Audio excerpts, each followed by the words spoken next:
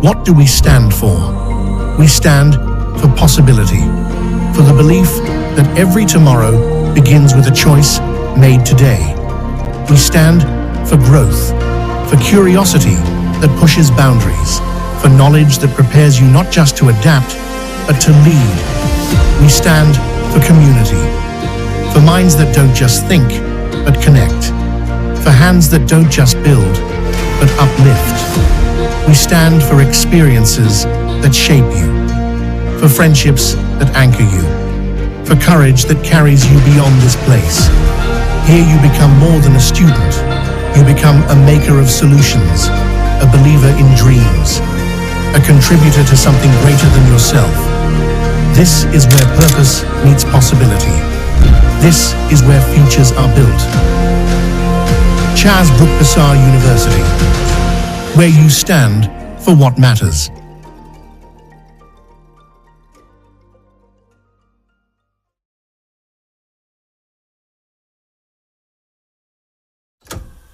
Early in the morning, fire on the stove, love in a pie, that's the life we know. From the fields to the table, every bite it shows. Primarily me, the taste of home. Primarily me, the taste of home. Primarily me, the taste of home. Mama in the kitchen, we never eat alone. Primarily me, the taste of home. Prime Mill Meal, pure, proudly Zambian, the taste of home. Before 2022, millions of Zambian children stayed home, not because they didn't want to learn, but because school was unaffordable for many families. Today, things are much better. No more tuition fees, no more PTA fees, and no more examination fees. More than 2.5 million children are back in class across the country, from villages to towns, from the cities to the districts and provinces. Schools are feeding our children and classrooms are full again. And with the Enhanced Constituency Development Fund, communities around Zambia are transforming education. More classrooms are being built, more desks are being made, more teachers are being hired. Because Bali cares. He has delivered this for all children across Zambia. Because free education is not just a policy, it is a promise to every Zambian child, a promise that poverty will not decide their future. A promise delivered.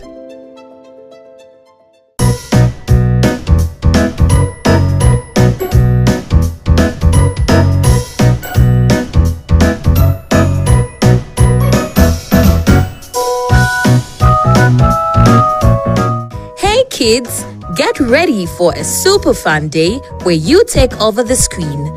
Join PTV2 for International Children's Day of Broadcasting, celebrating young voices, big dreams, and this year's theme, safeguarding children in media and beyond. Watch kids present, share their talents, and shine like stars. Because when children are safe and heard, the future is bright. Sunday, 1st of March, only on PTV2.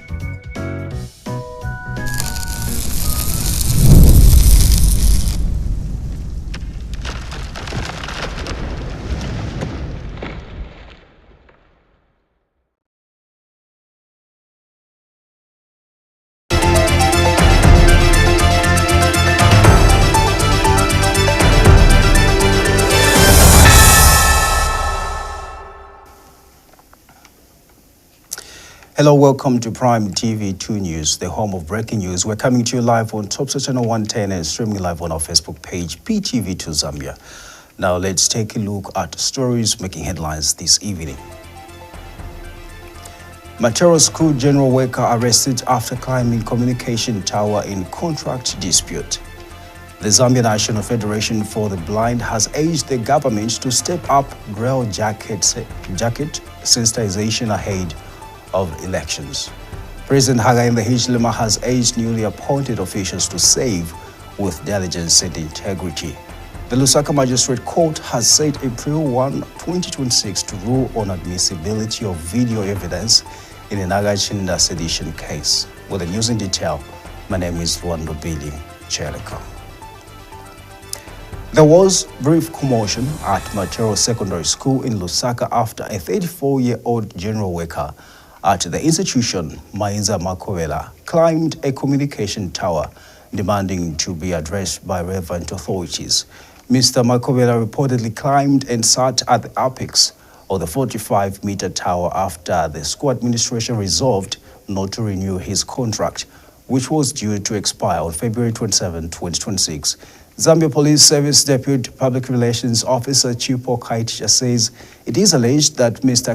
Makowela had also been collecting money from members of the public while purporting to act as a real estate agent.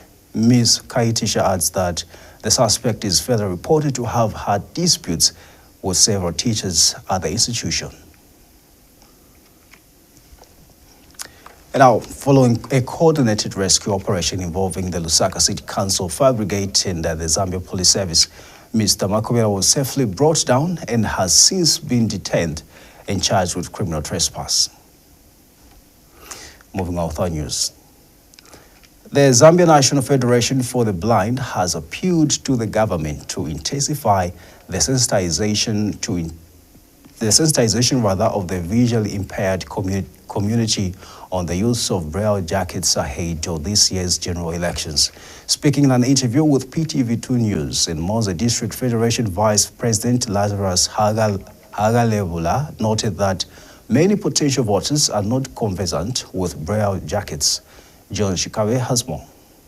As the clock ticks towards 12 August 2026 general elections, the Zambia National Federation for the Blind has raised a crucial issue that needs attention from the government. In a recent interview with Prime TV, the Zambia National Federation for the Blind Vice President Lazarus Hagalebula emphasized the need for improved sensitization of the visually impaired community on the use of braille jackets. Love ECZ to make sure, this one they really need to make sure, that persons with visual impairment are oriented on how to use what is known as the braille jacket. Everybody's vote must be secret, and then we commend them for coming up with an idea of producing these braille jackets. The use of braille jackets is critical for persons with visual impairments, as it allows them to independently cast their vote during elections. However, Mr. Hagalebula has expressed concern over the lack of awareness and understanding of braille jackets among the visually impaired community in Zambia. Because they enables somebody with visual impairment to vote on their own, okay? But that has not yet come into practice here in Zambia because a number of us do not understand what this braille jacket is. So, prior to this election 2026, I want ECZ to make sure that they engage us to actually orient our fellow persons with disabilities on how to use the braille jackets, or else it shall be resources wasted on the braille jackets. That is very important. He believes that without proper sensitization, many of them will be left out of the democratic process and their voices will not be heard. The upcoming general election being a crucial one for Zambia, it is essential to ensure that all eligible voters, including those with disabilities, are able to participate fully. The slogan, "Nothing about us without us," has long been a battle cry for persons with disabilities. John Shikabe, Prime TV News, in Monze District, Southern Province.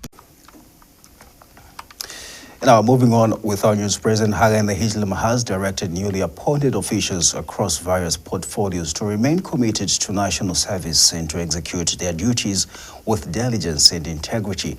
Speaking during a swearing-in ceremony at State House, President HAKAINDE HICHILEMA has urged the newly appointed High Commissioner to Nigeria, Joseph Akafumba, to prioritize trade relations and attract investment between Zambia and Nigeria.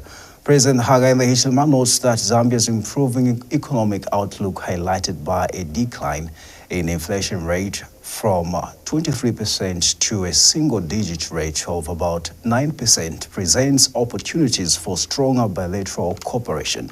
The head of state also swore in Jami Mukua as a controller of internal audits, cautioning him against conducting selective audits and emphasizing the importance of detecting and addressing irregularities at an early stage. This is PTV2 News coming to you live on Topsa Channel 110, streaming live on our Facebook page, PTV2 Zambia. For now, we take a break, but still to come, Lusaka Magistrate Mwando Sakala has set April 1st, 2026 as the date for ruling on whether to admit a video clip produced by the Zambia Police Service as part of evidence in a sedition case involving Patriotic Front peer faction Secretary General NAKACHINDA. We'll be right back with more details after this.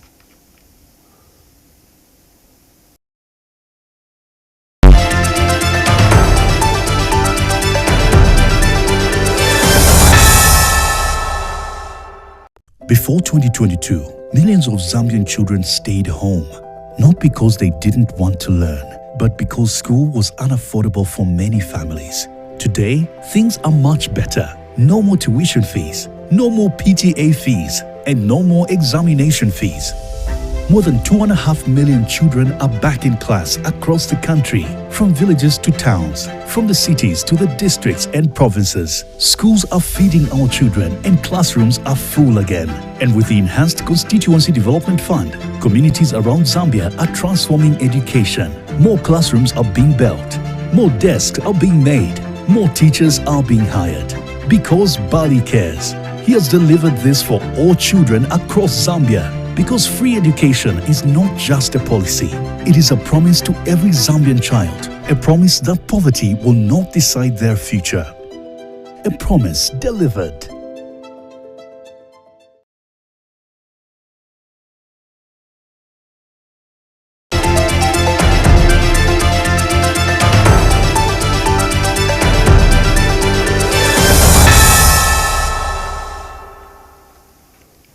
Welcome back. Now moving on to news. Lusaka Magistrate Mwando Sakala has set April 1st, 2026 as the date for ruling on whether to admit a video clip produced by the Zambia Police Service as a part of evidence in a sedition case involving Patriotic Front peer faction Secretary General NAKACHINDA.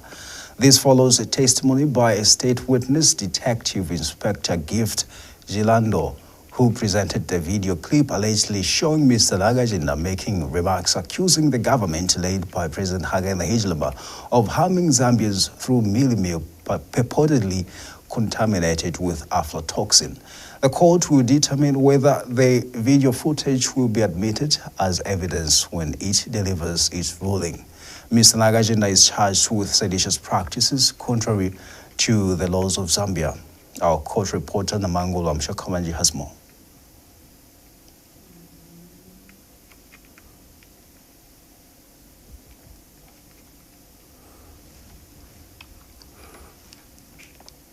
Well, it seems like we have a technical fault right there. We'll be able to bring you that report once we get to have it. Now, moving on to the news, former Health Minister KAPEMBWA SIMBAO has expressed concern over what he describes as instability and mismanagement in the Ministry of Health, saying the sector is not operating in a healthy manner. In an interview with PTV2 News, Mr. SIMBAO has questioned why President HAKAINDE HICHILEMA has not yet appointed a substantive Minister of Health, stressing that such a critical ministry cannot operate effectively without designated political head. He says if it requires the President to temporarily assume the role, then that should be done to ensure leadership and stability. A ministry like Minister of Health, we must put in a properly trained manager as the minister, not just a politician, because this is to do with the health of the people. Of course, some ministers have done well. We can't say nothing like. For example, the PF really put a lot of money in the Ministry of Health. You can see that they finished off Levy Hospital. That's an 800-bed hospital. They did the Heart Hospital. I don't know if you've been there. It's a beauty. And also they equipped these hospitals. The MMD tried. We tried to put hospitals at in all the districts, and that was good. So now, when you come to firing ministers in the manner it's happening, I don't understand what the appointing authority is really thinking. When they appoint a health minister, I think that one must last for 5 years. In this particular case, we've had 2 changes, and now we're expecting a third one. I don't know how to explain. It's very bad as a former minister of health. That's the head. They have chopped off the head. You know, they say a cockroach can live without a head for a long time. It only dies from hunger because it can't eat. But otherwise, as a body, it can live for a long time. But how is it going to operate itself? So there's no head right now. I know people might say, no, but there are times like even now, when they dissolve parliament, there will be no ministers, there will only be PSs. But you see, then that time, the president prepares himself to be quite as close to any ministry he thinks he must handle. There's a difference now where he removes a minister and he does not appoint one immediately. Where is his problem? Are there no people? Or what is it? Or at least he can appoint himself temporarily and say, I'm the health minister. That is not a problem. He can do that. But when he doesn't do that, I don't know how they are working. I don't know how they are operating. I don't understand this president. It's a very important.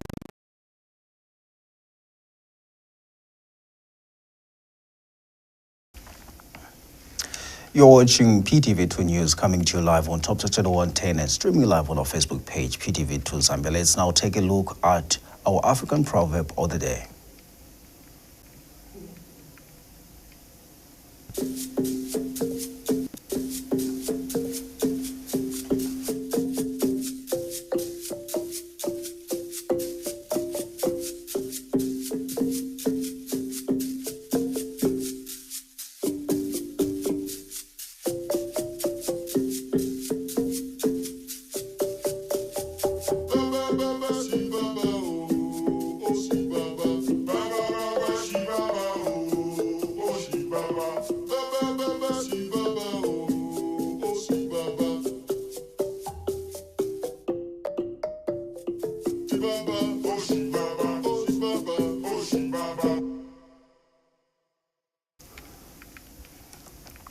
Well, that's our African proverb of the day. You, our viewers, you are welcome to send in your proverb in any local language, translated into English with a meaning included.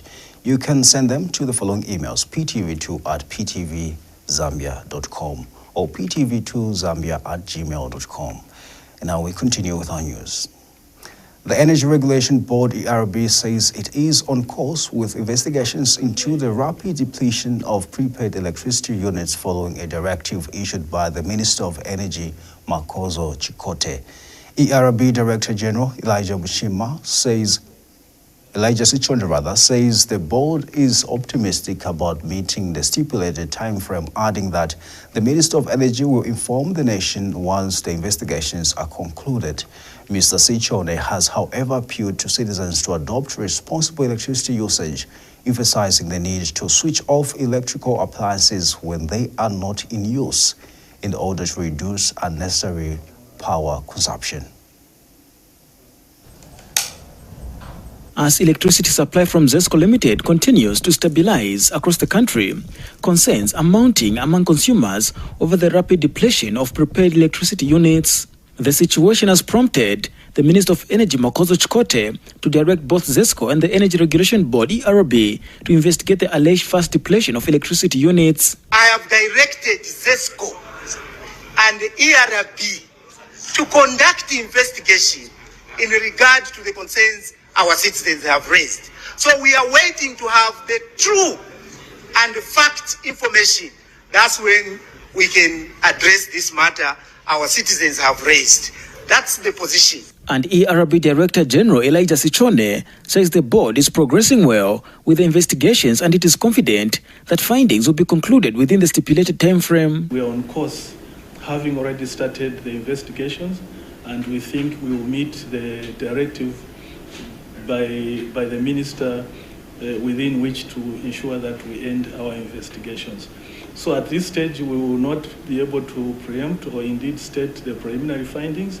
I think let's wait for that opportune time when the Honourable Minister again will respond to the nation following the completion of the investigation by the ERB. Speaking during a media engagement in Lusaka, Mr. Sichone urged members of the public to adopt energy-efficient practices, including the use of alternative energy sources such as gas and solar power. We are encouraging consumers to be energy efficient. The other aspect also is that we are encouraging consumers to look at also alternatives, forms of energy. This could be solar and this could be liquefied petroleum gas. Mr. Sichone also took time to clarify public concerns regarding reports of diesel shortage in the country. As I speak to you and looking at yesterday's information, this country, in terms of the availability of both petrol and diesel at filling stations, we had out of the 680 filling stations countrywide that were surveyed by the team, we had 646 selling both products, meaning 95% of the filling stations, they were selling both products.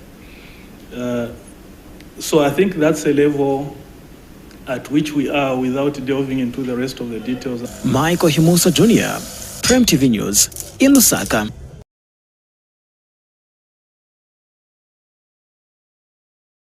Brian Mushimba says it would be misleading to suggest that previous administrations made no meaningful contribution to the progress currently being recorded in the education sector. Dr. Mushimba says governance is a continuous process, rather, and that successive administrations inherit and build upon the work of their predecessors. He told PTV2 News in an interview that whenever there is a change in government, ongoing programs, infrastructure projects, and policy frameworks do not disappear but are carried forward by the incoming administration. Dr. Mushimba has stated that from that perspective, whatever achievements the ruling United Party for National Development may be recording in the education sector are built on foundations laid by previous governments and their investments.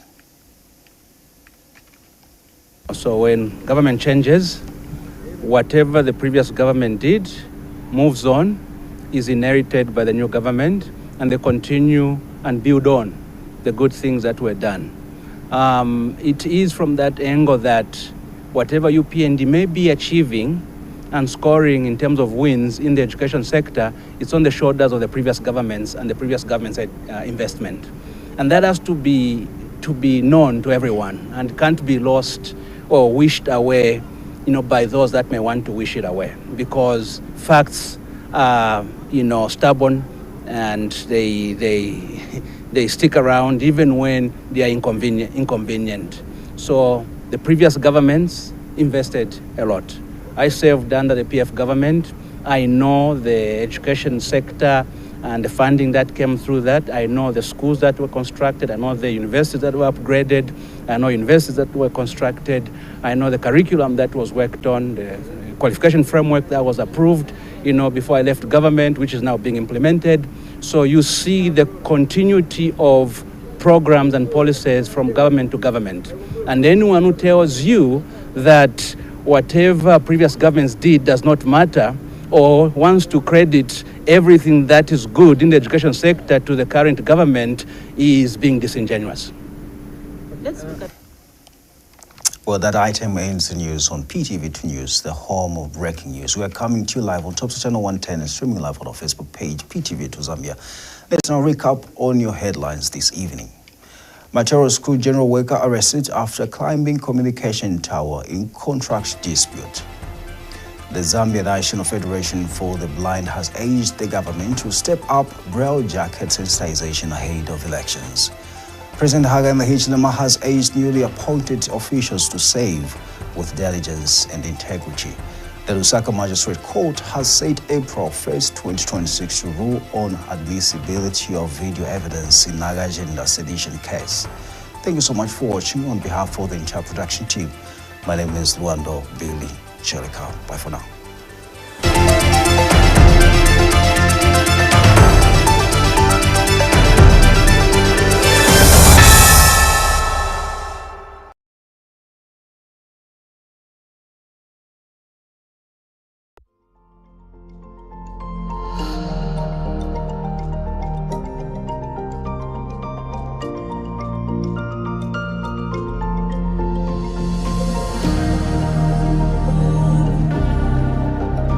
What do we stand for?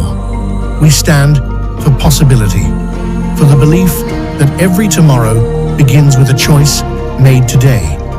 We stand for growth, for curiosity that pushes boundaries, for knowledge that prepares you not just to adapt, but to lead. We stand for community, for minds that don't just think, but connect, for hands that don't just build, but uplift. We stand for experiences that shape you, for friendships that anchor you, for courage that carries you beyond this place. Here you become more than a student.